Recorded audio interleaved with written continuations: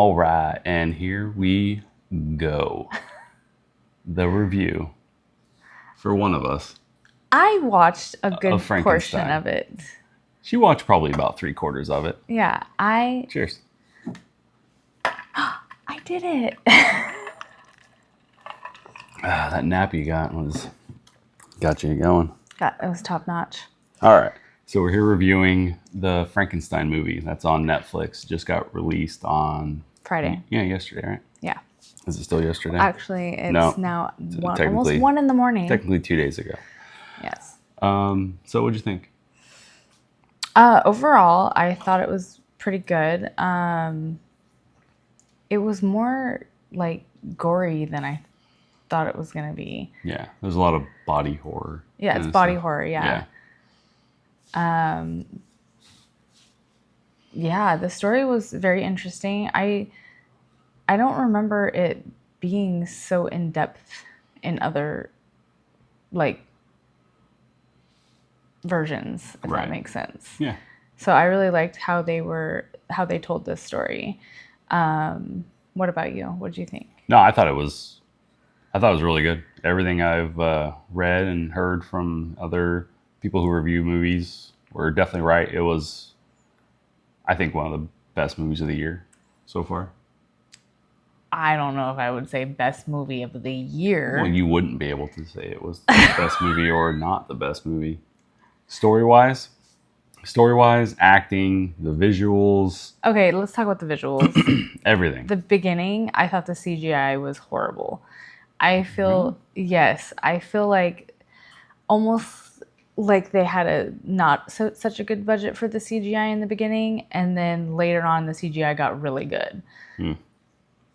You don't think in the very first couple scenes the CGI was like, eh? Like what? Like, I don't know, like on the ship, like, and I don't know. Maybe it was like the lighting. I don't know. I just was like not impressed with the CGI. And then as the movie got on, I was like, oh, okay, this is better. Because like I was kind of worried in the beginning. I didn't have any complaints? concerns about that at all. Coming from someone who watches all these Star Wars movies and CGI. I thought it had a really, like my notes. I got some notes here. I thought it had a strong start. About the time you crashed out on me was probably the slowest part of the movie, but it was pretty. That's probably why I fell asleep. It was pretty important to the story. Do you want to talk about the movie? Or are we gonna how in depth are we doing this? We can get into it. So we'll put spoilers in this. So if you want to watch it, I would say stop this video, go watch it, and then come back. Yeah. So before you click off, let's give what we would give it out of 5. I give it a 4.5 out of 5. I would give it a 3.5 out of 5. I think, yes, I did fall asleep. I was very tired. I did get up at 4 o'clock this morning. It was kind of slow, in my opinion, to get to the good parts. So I feel like if it was a little... Yeah. If you're looking for an action, it's not an action movie. It's not an action It's not an movie, action which is movie. what I thought it was going to be, Yeah, no. and it was not. Yeah.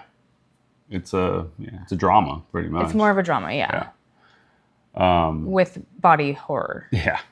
Drama, body horror movie. Yeah. So I gave it a 3.5 out of 5. But with the overall story, I would give it a 4.5 out of 5. I thought the story was really good. Okay. Okay, now let's go into talking about how the movie starts. And So yeah, it starts out. You can fill in the parts that I missed. Yeah, so it starts out with oh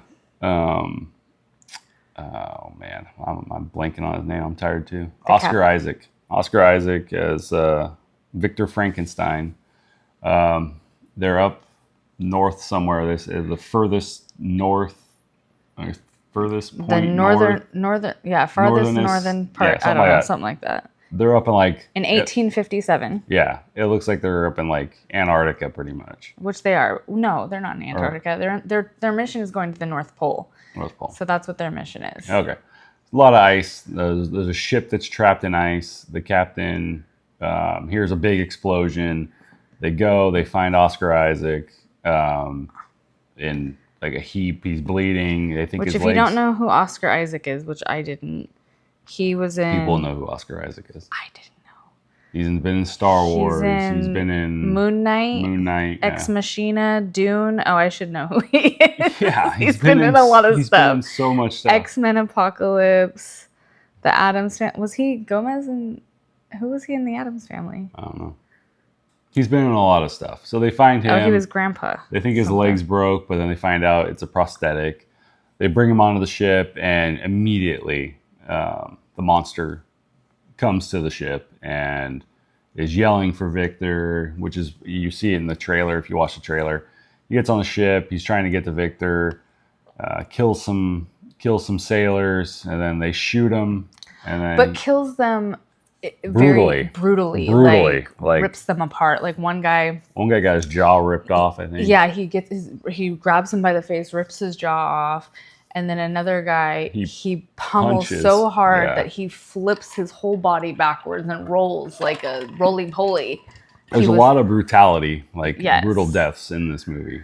So then they shoot him with like it was like a What like do a they call it? a cart It was like four barrel like something. shotgun, and blast him off the ship. And then does the ship move after that? I forget. He uses his Or string. he walks off. No, Frankenstein? Or he rocks the ship and it kind of loosens it up a little bit, doesn't it? And then they kind of sail away a little bit. No, so what happens is they use that gun, whatever it's called, I can't find what it's like, ball buster or something. They call it some weird name.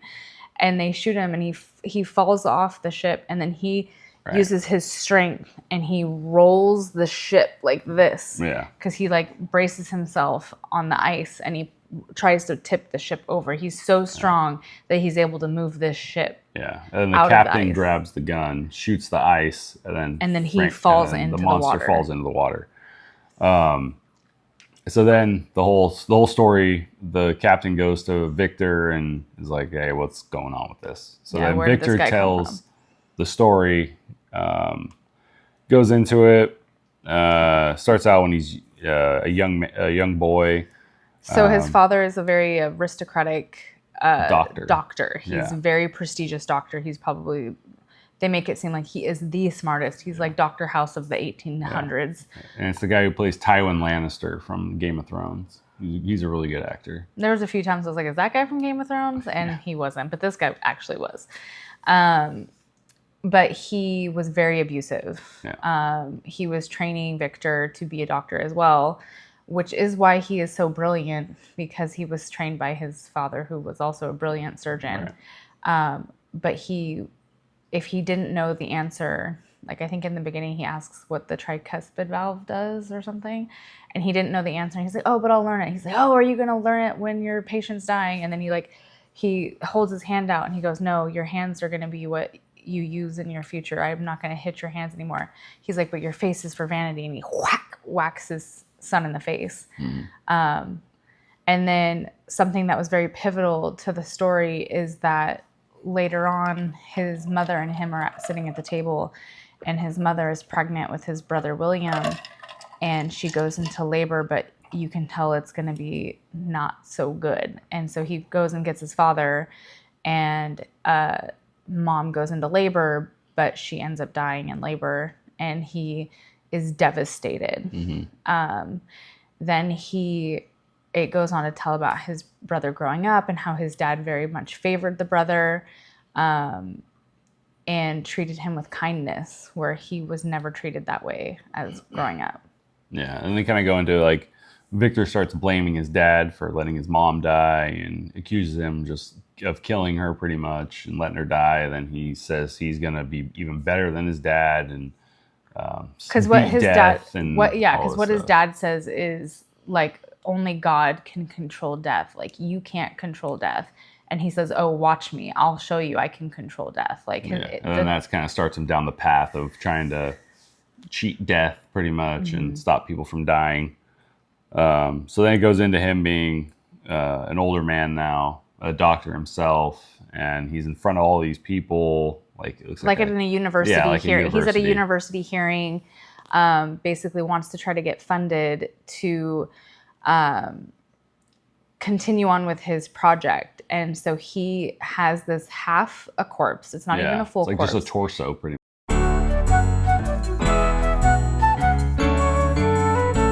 There we go. Okay, and we're back. You know, I thought when we switched cameras that wasn't going to happen. Yeah. But I think we'll be good doing it this way, though. yeah. So they're in like a university thing trying to get funding. Oh, right, the torso. He reanimates the torso. You stole the word I was going to want to He He reanimates the torso with this like device. Like he uses this, he calls it like an energy thing. I didn't catch what they called it. I can't remember what he calls it, but basically he says this device uses energy to reanimate the corpse. While there, Harold, is that his name? Harold? Oh, Christoph Waltz's character? Yeah, what's his name in the movie? Oh, I forget. Henrik Harland, that's what it was. He is watching and is amazed by this. So basically this hearing, he's denied because he is told that he's not a god and he shouldn't be reanimating. This is an abomination. And whoever this committee is at this university or whatever it is, they deny him. They're like, we're not going to fund you. This is an abomination. But Henrik Harland is this rich aristocratic man and says, don't you worry, buddy. I'm going to fund you.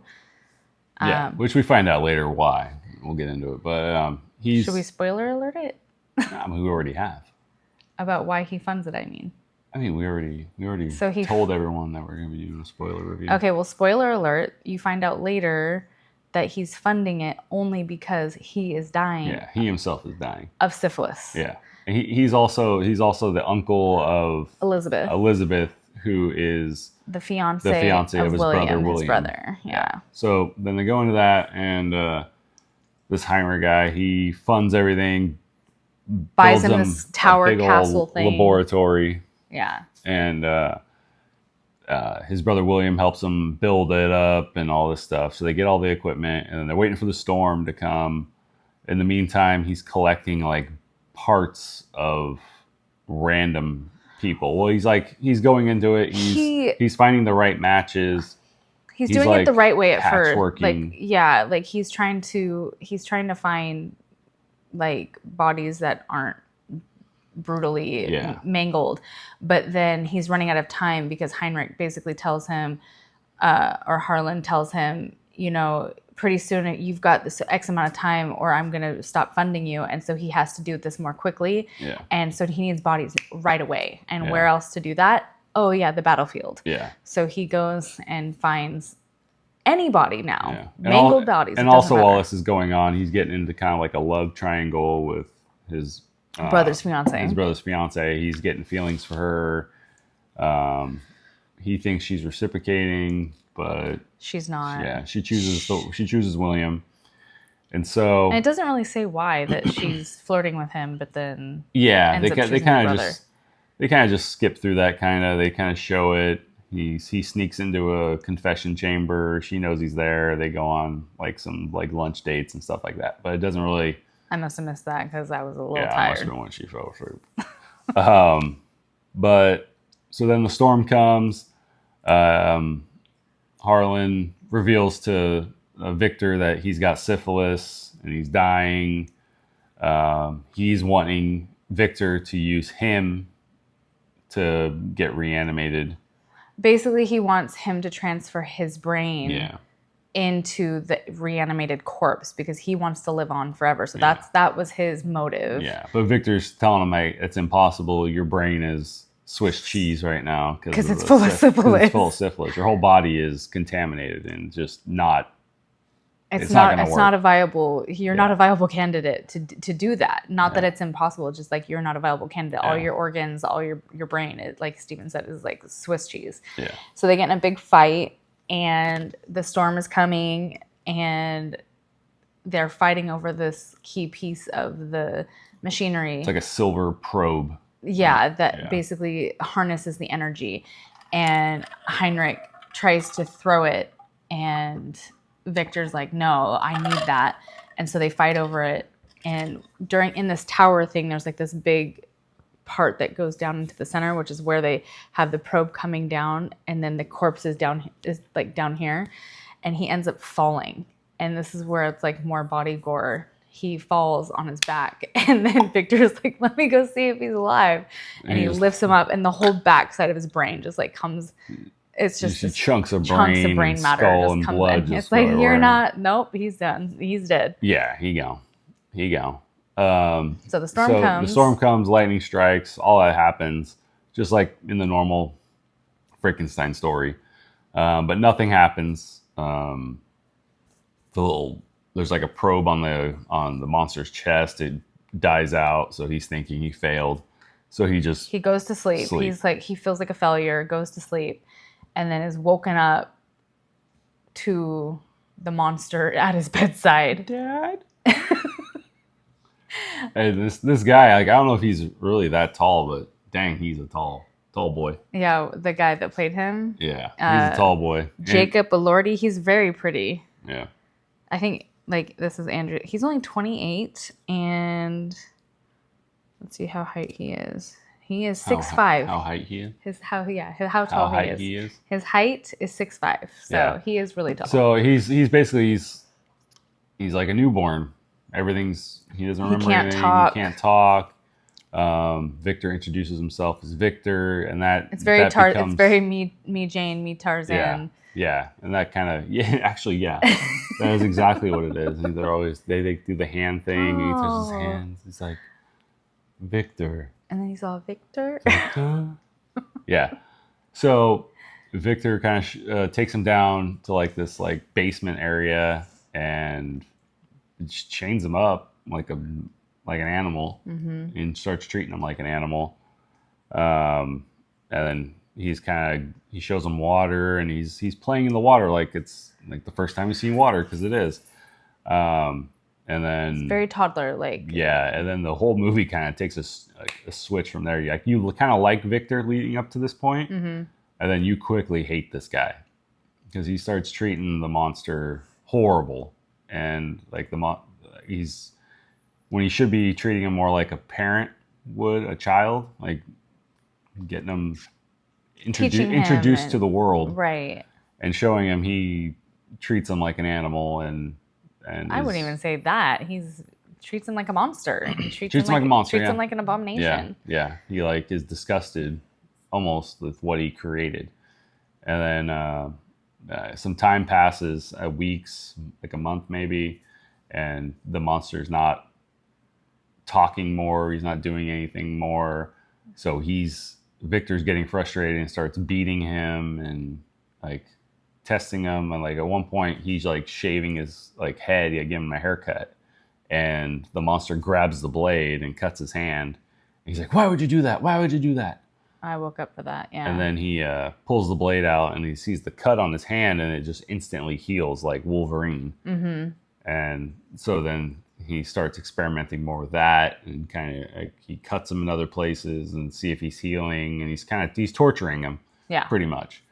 And then Elizabeth and William come for a visit. Were you awake for any of that? I only know that Elizabeth discovers the monster. I don't really remember anything past that, but it's almost like she falls in love with the monster, but I think, yeah. Or she takes pity on the monster. Takes pity on him. Like she finds him chained up when they come, and Victor, of course, he doesn't tell her about her uncle or anything like that. And they do say in the beginning that she is very interested in insects and bugs, and she mentions that she likes things that are like small or whatever, and so it's almost like this child, even though this monster is 6'5" and very large, he's got this childlike persona, and she kind of takes pity on that. And she treats him more like a toddler, and is a lot more compassionate towards him and stuff like that. And then he ends up, she tells him, my name is Elizabeth, and then his second word he learns is Elizabeth. And then she confronts Victor and asks him why he's cutting him up like that. And so and Victor tells them what he did pretty much. And then like admits to killing. Yeah. And then she visits him again, and the monster's like showing her stuff. He gives her like a leaf, and then Victor kind of confronts her and is like, "Hey, you shouldn't go near the monster. He's dangerous." All that stuff, and she's like, I think you're the dangerous one. Like, you're chaining this guy up, and he keeps calling him it. It's like it's an it. She's like, it's not an it. It's a person. Yeah. And so Victor gets frustrated that she's kind of showing affection towards the monster and is getting more out of him than he has because he's been like he gets jealous. He gets jealous. So then William and Elizabeth leave, and Victor just goes crazy and starts just dousing the whole place in gasoline. And he tells the monster, say something, anything else except Victor. Like, don't say Victor. If you say Victor, I'm gonna drop this match. I'm gonna light the fuse and blow this whole place up. Mm-hmm. And the monster just says Victor. And then he's walking away, and he says Elizabeth as he's walking away, and Victor hears it, but he pretends like he doesn't hear it and just walks out. And then as William and Elizabeth are leaving, she tells him to turn the carriage around because he's going to kill the monster. So they come back, and before they come back, Victor walks out of the tower, and it's all on fire and everything. And then he's walking away, and he almost like he gets a change of heart because he just hears the monster just screaming Victor, and screaming like he's in pain. So Victor turns around, tries to go back in. He opens the door, and there's just a big explosion. He gets thrown back. That's where he loses his leg. And then William and Elizabeth come back. Oh, and before that too, Victor tells William that the monster killed Elizabeth's uncle. Which isn't true. So he pins that on the monster too. So that's where it leaves it, and then it goes back to the ship, and Victor tells the captain, that's the story, blah blah blah, and they hear a bunch of commotion out there, and he's like, I'm gonna go talk to the crew. They'll listen to me. And as soon as he opens the door, the monster comes in, grabs the captain. Victor tells him to stop. He does, and then Did we miss the farm? Not yet. That's coming to that part. So I was asleep. That's why I'm not talking, is because this whole part I don't know anything about. I was completely asleep. Yeah, so at this point, the captain has only heard Victor's side of the story. And so he tells him, like, go ahead, kill me and prove your creator's story true. I think that's the exact quote he said. And then all of a sudden, the monster just starts speaking, like, just like fluent English. And he's like, oh, my creator told you the story. Well, let me tell you my side of the story. So then it goes into his side of it, waking up after he escaped from the tower. He finds this. He's in the woods. He comes across this deer, and it's the first time he's seen a deer, so he's like in wonder of it, and reaches out to it, and he gets shot by some hunters. And then the hunters are like, "What is that thing?" Because it looks like, I don't know if you ever seen the movie Prometheus. It's like the alien prequel, but he kind of looks like one of the they call the architects. Sure. Yeah, I never saw that movie. Called. So he's just big, tall, pale, like he's like a bluish gray color. Yeah. So they see him, they shoot him. He runs away, and he comes across the farmhouse, which is the hunter's kind of house. It's a whole family, the hunters, a daughter, and a grandfather. Old man, blind. Another Game of Thrones actor plays. You continue. Yeah, I'll tell you he's also he's Filch in Harry Potter. Is he? Oh, yeah. He is Filch. Yeah.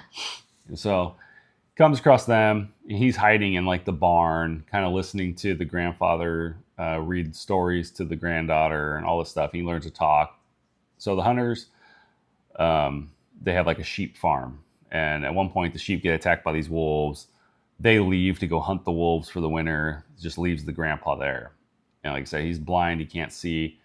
And then Frankenstein's kind of, Frankenstein's monster has kind of been, he's got an attachment to this family. He's been kind of helping them out around the farm without them knowing. And so when they leave, he kind of introduces himself to the grandpa. And he kind of becomes his first friend, really. And he shows him... He plays Walder Frey. Walder Frey in Game of Thrones. So the grandpa teaches him how to read and all this stuff. I'm going to try to bypass a lot of things.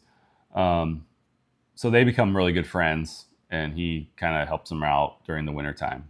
Well, one day he leaves, the monster leaves and goes back to the lab and kind of is picking through all these papers that magically survive the explosion. I don't know why. That was kind of a sticking point for me too. I didn't like that part. I don't know how all this paper survived this big fiery explosion, but whatever.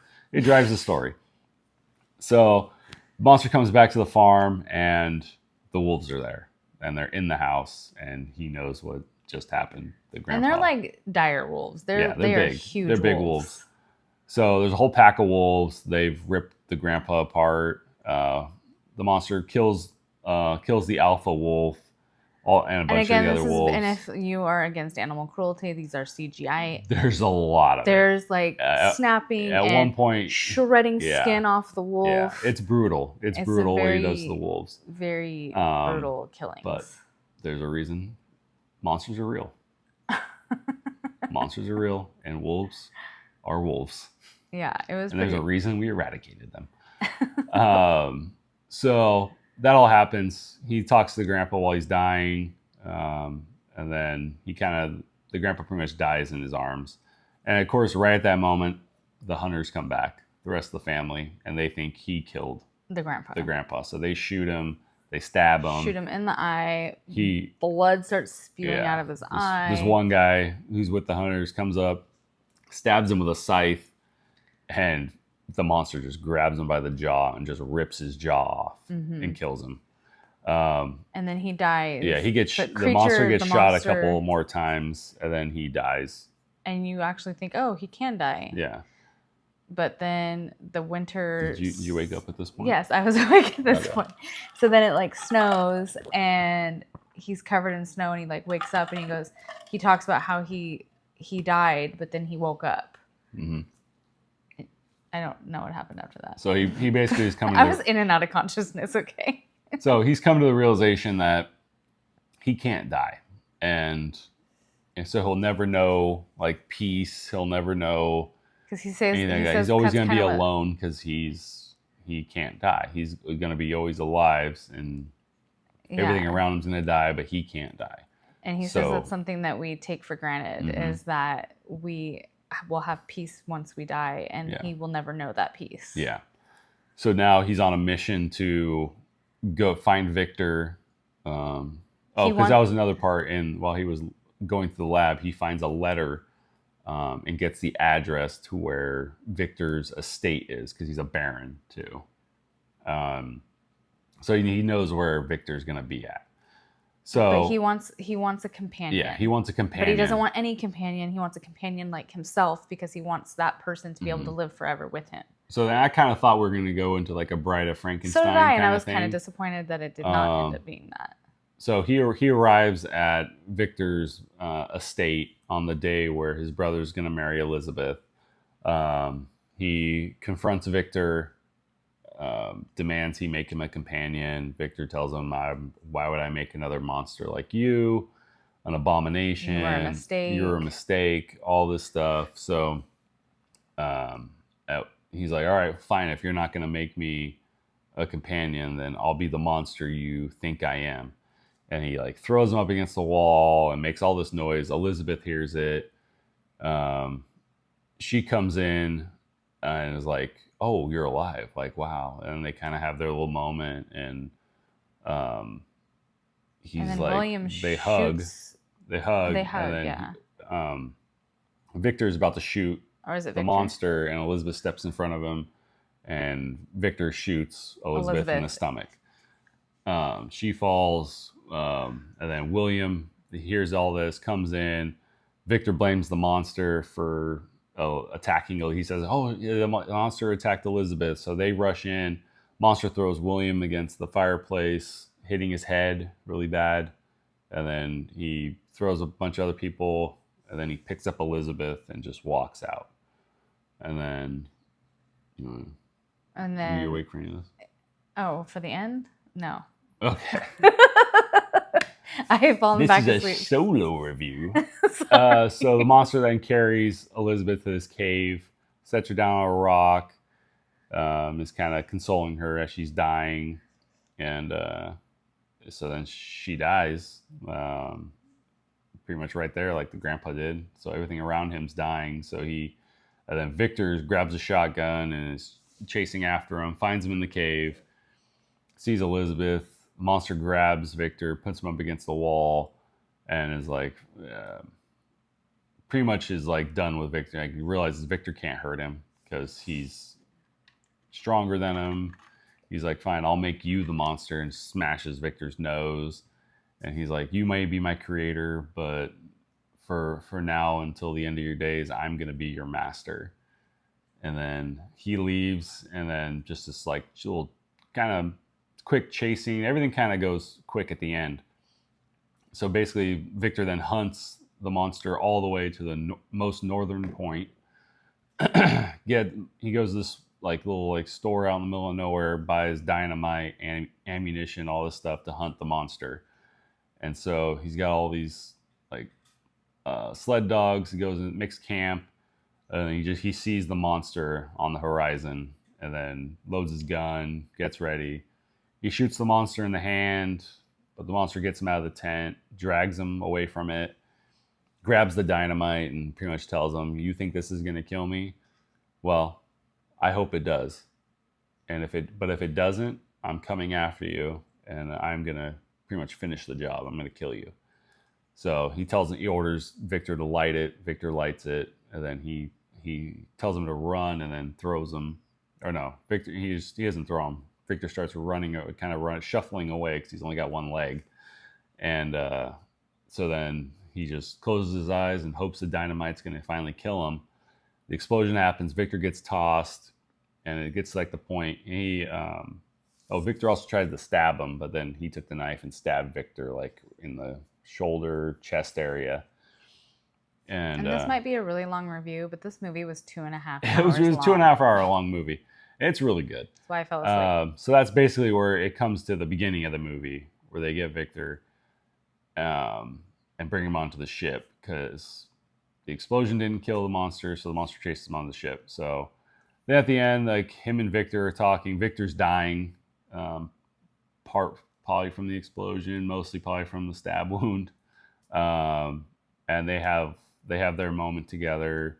Victor finally tells him he's sorry for making him how he did and treating him like he had. Monster forgives him, and then Victor dies. The captain kind of understands the story now and allows the monster to leave the ship unharmed.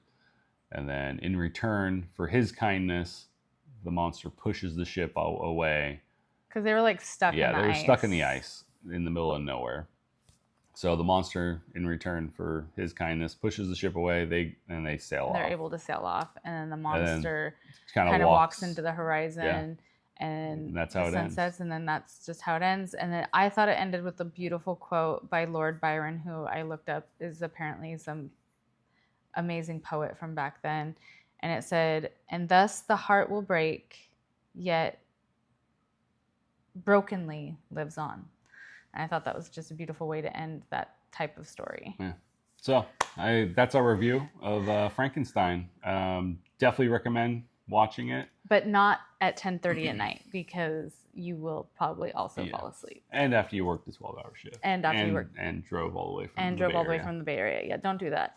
So watch it, and if your kids can handle gore, then you can watch it with the kids. But if you don't want them seeing gore and brutal murders, then do not watch this with your kids. Yeah.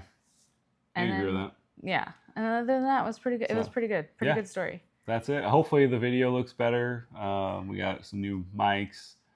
We'll be shooting episode 6. Yes, episode 6. Probably shooting it later today. Yeah, later today after we sleep. Yes. All right, guys. That's all we got tonight. Thank you, guys. All right, good night. Good night. And good morning.